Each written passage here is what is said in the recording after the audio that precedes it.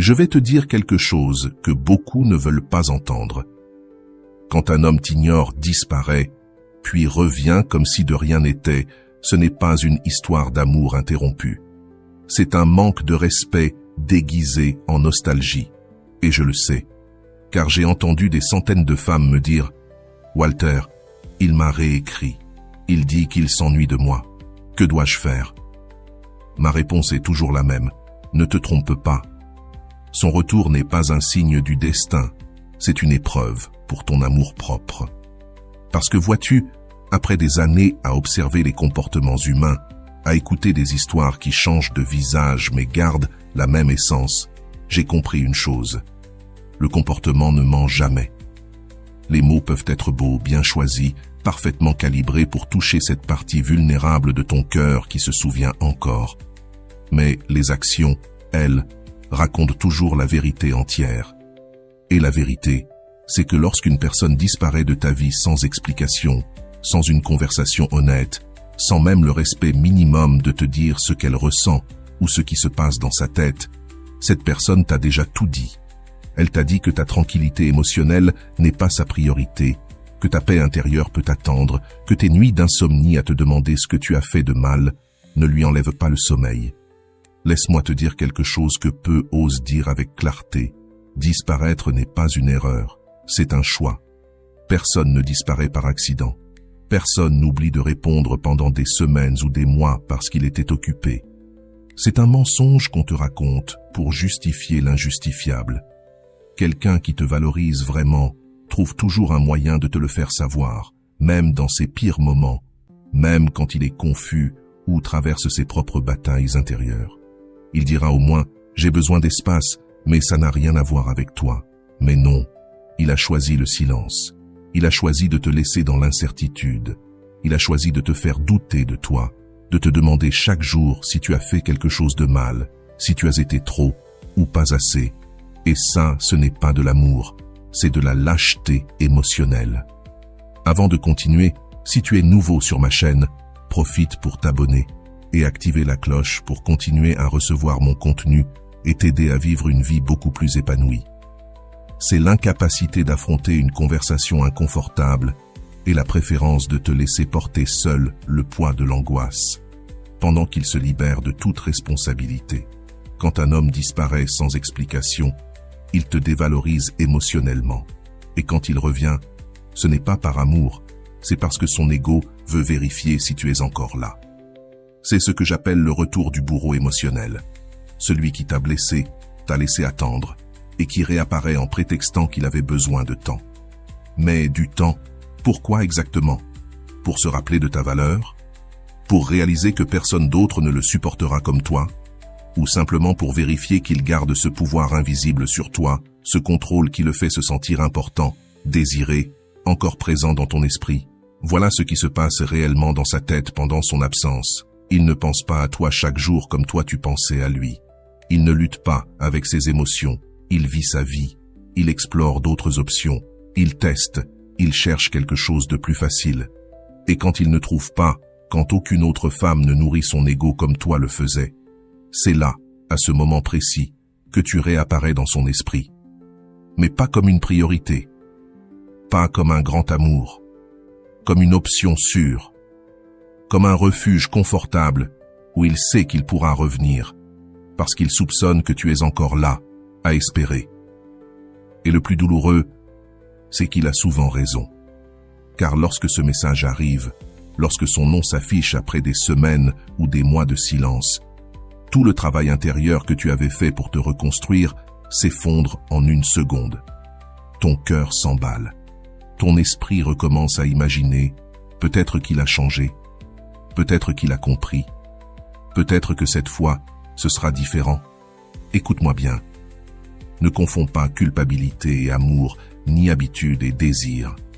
Parfois, il ne revient pas parce que tu lui manques, mais parce qu'il veut être sûr que tu ne l'as pas oublié. L'ego masculin, fragile et souvent inconscient, a besoin d'être nourri. Il veut sentir qu'il a encore une influence sur toi, que son absence t'a blessé, que son retour a du poids. Et la manière la plus simple de le vérifier, c'est un message banal, presque innocent. Salut, comment vas-tu? Ou je pensais à toi. Ou encore, j'ai vu quelque chose qui m'a rappelé toi. Mais réfléchis bien. Si tu comptais vraiment pour lui, s'il avait réellement pensé à toi avec cette intensité, crois-tu qu'il aurait attendu si longtemps? Crois-tu qu'il aurait eu besoin de te perdre pour te valoriser? Les gens qui tiennent à toi ne disparaissent pas. Les gens qui t'aiment vraiment ne te font jamais sentir comme une option. Et ceux qui sont émotionnellement matures ne jouent pas avec les sentiments des autres pour se valider. Alors quand tu te demandes « que faire quand il revient ?» La vraie question est « quel prix donnes-tu à ta paix intérieure ?» Es-tu prête à remonter dans cette montagne russe émotionnelle, à revivre ses hauts et ses bas imprévisibles? Car au moment où il t'écrit, ton corps réagit avant ton esprit. L'adrénaline et la dopamine se libèrent et tu sens ton cœur battre fort comme si le temps s'arrêtait. Tu oublies toutes ces nuits passées à pleurer, tous ces jours où tu t'étais promis que, s'il revenait, tu le repousserais. Et tu recommences à chercher des excuses pour lui. Peut-être qu'il traversait une période difficile. Peut-être qu'il ne savait pas comment communiquer. Peut-être que toi aussi tu as fait des erreurs. Et peu à peu, tu minimises le mal qu'il t'a fait pour lui laisser une nouvelle chance. Mais demande-toi honnêtement, combien de fois encore dois-tu lui permettre de te montrer qui il est vraiment? Combien de disparitions te faudra-t-il pour comprendre que c'est son schéma? Combien de larmes devras-tu verser avant d'accepter que son instabilité n'a rien à voir avec toi, mais tout à voir avec son immaturité émotionnelle? Voici la vérité, celle qui fait mal, mais qui libère. Les gens ne changent pas parce qu'ils reviennent. Ils changent parce qu'ils travaillent sur eux-mêmes, parce qu'ils reconnaissent leur schéma destructeur et décident de les transformer. Et ça, ce n'est pas une question de jours ou de semaines, mais de mois, parfois d'années, de véritable introspection et de croissance personnelle. Alors si tu choisis de lui répondre, fais-le sans enthousiasme, sans colère, sans besoin de prouver quoi que ce soit. Parce que si tu réponds avec émotion, il reprendra le contrôle du jeu. Et toi, tu n'es plus là pour jouer. Tu es là pour être respecté. Ta réponse doit venir d'un lieu de pouvoir personnel, pas de besoin émotionnel. Pas de cette part de toi qui espère encore un conte de fées, mais de celle qui sait, au fond, ce qu'elle mérite. Parce qu'il y a une grande différence entre répondre avec froideur calculée pour lui montrer que tu t'en fiches et répondre avec une vraie paix intérieure parce que tu as guéri. La première réponse est encore liée à lui par le ressentiment. La seconde vient d'une liberté véritable, celle où il ne compte plus. Et quand tu atteins ce stade, ta réponse devient naturellement calme, posée, simple. Tu n'as plus besoin d'y réfléchir, ni de demander conseil, ni de formuler la phrase parfaite. Parce qu'au fond, tout ce que tu veux, c'est la paix. Et parfois, il suffit d'une seule phrase, dite avec sérénité. « Je suis contente que tu ailles bien, mais moi, j'ai déjà continué mon chemin. » Quand un homme revient après t'avoir ignoré, ce n'est pas une victoire, ni une revanche. C'est simplement la preuve que tu t'es libéré émotionnellement. Et remarque la simplicité de cette vérité. Il n'y a ni accusation, ni drame, ni tentative de le faire se sentir coupable. Il n'y a qu'une déclaration calme de ta réalité actuelle. Tu as avancé, tu as continué ta vie, tu as investi ton énergie en toi, au lieu de rester figé dans l'attente de son retour. Parce que la vraie victoire ne consiste pas à l'ignorer totalement, même si parfois c'est une option valable. La vraie victoire, c'est d'avoir suffisamment guéri pour que son retour ne te déstabilise plus. Pour que ce message, celui qui t'aurait autrefois brisé, ne soit aujourd'hui qu'une notification parmi d'autres. Et à ce moment-là, il faut parler d'un sujet souvent mal compris. Le pardon. On t'a sûrement dit que tu devais le pardonner pour avancer, que garder du ressentiment ne faisait de mal qu'à toi. Et il y a une part de vérité là-dedans, mais pas dans le sens que beaucoup croient. Pardonner ne veut pas dire oublier, ce n'est pas lui redonner une chance. Ce n'est pas faire comme si rien ne s'était passé. Pardonner, c'est relâcher le poids émotionnel de ce qui t'a blessé, afin que toi, tu puisses avancer libre. Cela signifie accepter que cette personne n'était pas celle qu'il te fallait, et être en paix avec cette réalité. Mais pardonner ne veut pas dire rouvrir la porte. Tu peux pardonner à quelqu'un et malgré tout décider qu'il n'a plus sa place dans ta vie. Tu peux lui souhaiter le meilleur tout en choisissant de ne plus marcher à ses côtés. Tu peux lâcher le ressentiment tout en gardant tes limites bien fermes. Ces choses ne se contredisent pas, elles se complètent. Je vais te dire une vérité qui blesse, mais qui libère. Tu n'as pas besoin de prouver que tu as tourné la page.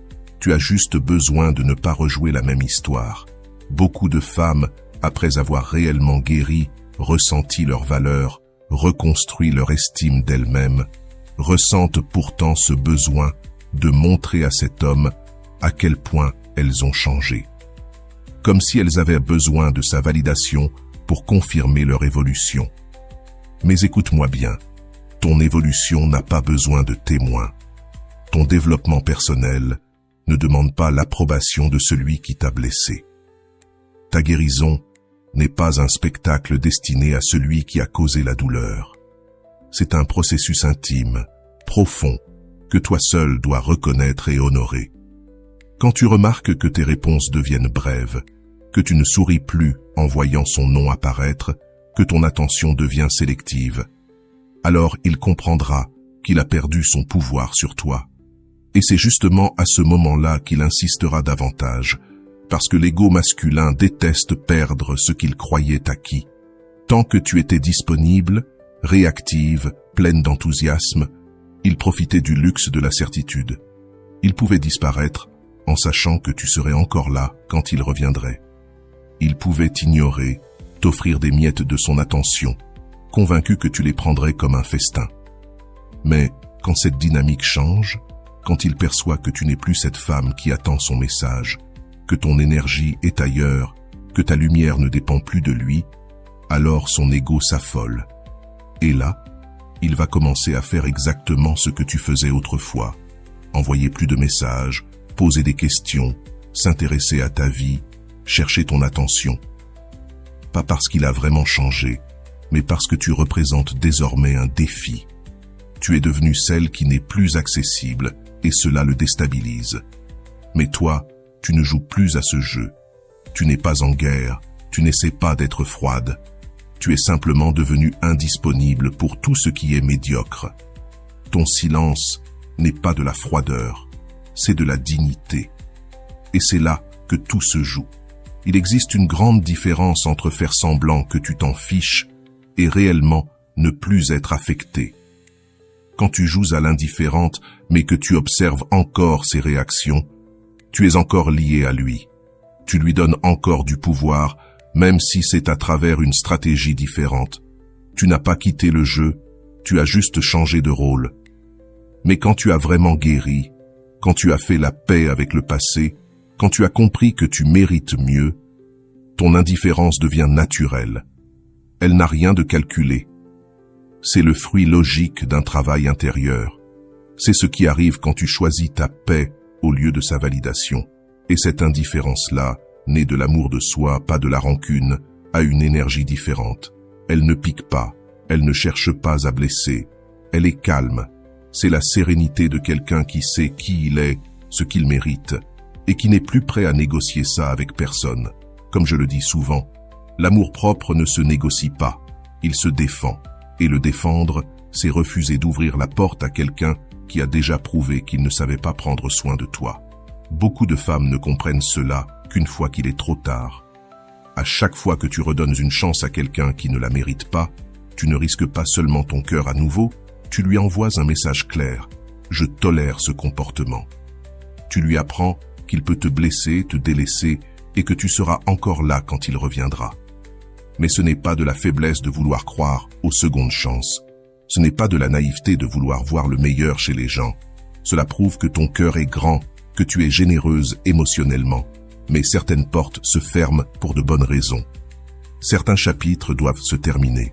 Certaines personnes quittent ta vie, non pas à cause d'un caprice du destin, mais comme une bénédiction déguisée.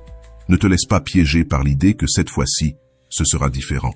Celui qui a disparu une fois sans empathie le refera encore et encore. Je l'ai vu trop souvent.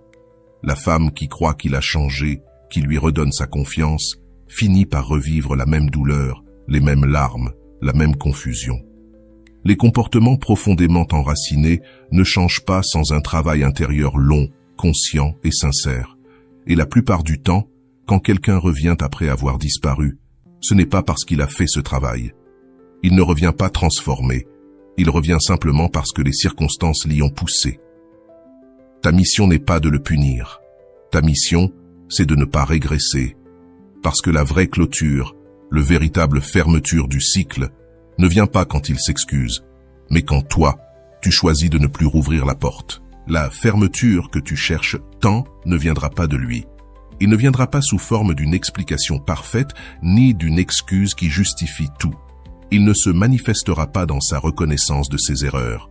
Le véritable apaisement vient de toi, de ta décision de lâcher ce que tu ne peux pas contrôler, de ton choix d'accepter que tu ne comprendras peut-être jamais complètement pourquoi les choses se sont passées ainsi. La fermeture réelle, c'est ton courage de tourner la page, seul, sans attendre son feu vert ni ses raisons, parce que tu pourrais passer des années à attendre une conversation qui ne viendra jamais. Tu pourrais perdre ton temps à essayer de comprendre la tête de quelqu'un qui ne se comprend même pas lui-même. Tu pourrais chercher des réponses chez quelqu'un qui n'a pas la maturité émotionnelle pour te les donner. Ou alors, tu peux décider de te choisir, de fermer ce chapitre par toi-même et d'avancer libre, en paix et plus forte que jamais. Ta paix est plus importante que ton besoin de comprendre. Et lorsque tu prends enfin cette décision, quand tu choisis de fermer cette porte de ton côté, peu importe s'il est de l'autre côté en train de frapper ou non, c'est là que tu te libères vraiment. C'est là que tu récupères ton pouvoir. C'est là que tu commences à écrire un nouveau chapitre de ta vie. Un chapitre où tu es la protagoniste et non plus un simple personnage secondaire dans le drame émotionnel de quelqu'un d'autre. S'il revient comme si de rien n'était, agis comme quelqu'un qui a tout compris. Pas avec colère, pas avec froideur, mais avec ce calme puissant que seules possèdent les femmes qui se sont choisies elles-mêmes. Car cette sérénité, celle qui vient d'une guérison authentique, est magnétique d'une manière que la vengeance ne pourra jamais égaler. Elle est puissante d'une façon que le ressentiment n'atteindra jamais. Elle est transformante d'une manière que la colère ne saura jamais reproduire. Cette paix intérieure dit silencieusement « Je n'ai plus besoin de ta validation. Je ne requiers plus tes explications. Je ne dépends plus de ta présence pour me sentir complète. J'ai fait la paix avec ce qui a été. J'ai appris les leçons que je devais apprendre et j'ai avancé vers quelque chose de meilleur. » Et crois-moi, cette tranquillité parle plus fort que n'importe quel mot. Elle dit plus que n'importe quel message long et réfléchi. Elle communique davantage que n'importe quelle confrontation dramatique, car elle vient d'un endroit de pouvoir et non d'un besoin déguisé. Il reviendra peut-être avec des mots doux, des souvenirs, des excuses. Mais toi, tu le sais désormais. Tout ce qui revient ne mérite pas de rester. C'est une leçon que beaucoup apprennent trop tard. Tout ce qui t'est familier n'est pas forcément bon pour toi. Tout ce que tu connais n'est pas nécessairement sain. Et tout ce qui te semble confortable ne t'aide pas forcément à grandir.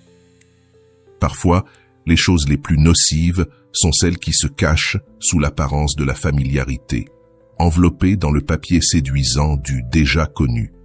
Alors, quand il reviendra avec vos souvenirs partagés, quand il te parlera de ces moments que vous avez vécus, quand il essaiera de réveiller la version de toi qu'il aimait sans limite, ce qu'il tente réellement, c'est de te ramener à un endroit où il avait le contrôle, à une dynamique où tu donnais plus que tu ne recevais, à une relation où ton amour était inconditionnel et le sien, circonstanciel.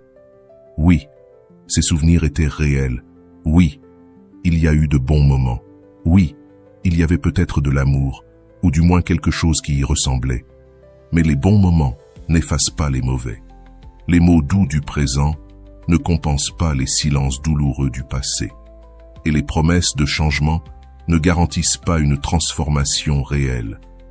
Quand tu apprends à te respecter, son retour cesse d'être une tentation pour devenir une confirmation de ton évolution. Car il existe un moment précis dans ton processus de guérison où quelque chose change profondément en toi. C'est ce point de bascule où tu ne vois plus son retour comme une opportunité, mais comme une épreuve. Non plus comme une possibilité de reprendre ce qui fut interrompu, mais comme la preuve de combien tu as grandi depuis son départ. Tu comprends alors que la femme qui l'a quitté n'existe plus. Celle qui supportait le silence, qui acceptait les miettes, qui se contentait d'être une option, s'est transformée dans le feu de son absence. Elle s'est renforcée à travers les nuits de larmes.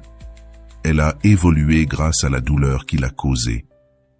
Et cette femme, c'est toi maintenant, plus forte, plus consciente, plus sélective quant à qui peut entrer dans ton espace émotionnel, plus claire sur ce que tu mérites, plus ferme dans tes limites, plus connectée à ta propre valeur. Alors ne l'attends pas, ne le confronte pas, ne l'idéalise pas, souris et poursuis ton chemin. La vie est bien trop courte pour rester coincée dans des chapitres déjà clos. Elle est trop précieuse pour être investie dans des personnes qui ont démontré qu'elles ne savaient pas prendre soin de ton cœur. Elle est trop sacrée pour être gaspillée à espérer qu'un jour, quelqu'un devienne enfin ce qu'il n'a jamais été. Oui, il y aura des jours où tu le repenseras. Oui, il y aura des moments où tu te demanderas ce qui se serait passé si tu lui avais redonné une chance. Oui, il y aura des nuits où ton esprit retournera vers ses souvenirs partagés. Mais la différence aujourd'hui, c'est que ces moments ne te contrôlent plus. Ils ne te paralysent plus. Ils ne te font plus douter de ta décision. Parce qu'au plus profond de toi, là où réside ta vérité la plus honnête, tu sais que tu as fait le bon choix. Tu sais que te choisir toi-même a été la meilleure décision. Fermer cette porte, même si cela t'a fait mal, fut un acte d'amour propre. Car le plus grand amour que tu connaîtras dans ta vie, c'est celui que tu te portes quand tu décides de ne plus revenir en arrière. Cet amour de soi, authentique et profond, devient la base sur laquelle tu construiras tout le reste. C'est le fondement qui attirera des relations plus saines. C'est le filtre à travers lequel tu évalueras de nouvelles opportunités. C'est la boussole qui te guidera lorsque tu te sentiras perdu. L'amour de soi n'est pas de l'égoïsme, même si certains essaieront de le nommer ainsi. Ce n'est pas de la froideur, même si parfois il ressemble à de l'indifférence. Ce n'est pas de la dureté, même s'il demande de la fermeté. C'est simplement la reconnaissance de ta propre valeur, la protection de ta paix, la garde de ton cœur. C'est cet amour qui te dit que tu mérites plus que des messages occasionnels, plus que de l'attention intermittente, plus que d'être une option dans la vie de quelqu'un. Tu mérites la priorité, la constance, le respect, l'honnêteté et une présence véritable. Cet amour te rappelle que la solitude est préférable à une présence vide, que la solitude temporaire vaut mieux que l'angoisse permanente de ne pas savoir si quelqu'un restera demain. Il vaut mieux construire ta vie seule que d'attendre que quelqu'un décide d'en faire partie. Et quand tu auras vraiment intégré cela, quand cet amour-propre deviendra ton état naturel, non plus un effort conscient mais une évidence, tu comprendras quelque chose de magnifique. Tu n'attends plus qu'il change. Tu n'attends plus ses excuses. Tu n'attends plus ce moment parfait où tout aura enfin un sens. Tu vis. Tu grandis. Tu construis une vie qui te comble, qui te nourrit, qui te rend heureuse. Une vie où ta valeur ne dépend pas du regard de quelqu'un d'autre. Une vie où ta joie n'est plus conditionnée à la présence ou à l'absence d'une personne en particulier. Et ça, c'est la vraie liberté. Pas celle d'être seul, mais celle d'être toi-même pleinement, avec ou sans quelqu'un à tes côtés. La liberté de choisir par amour et non par peur. La liberté de dire non sans culpabilité. La liberté de fermer des portes sans te retourner.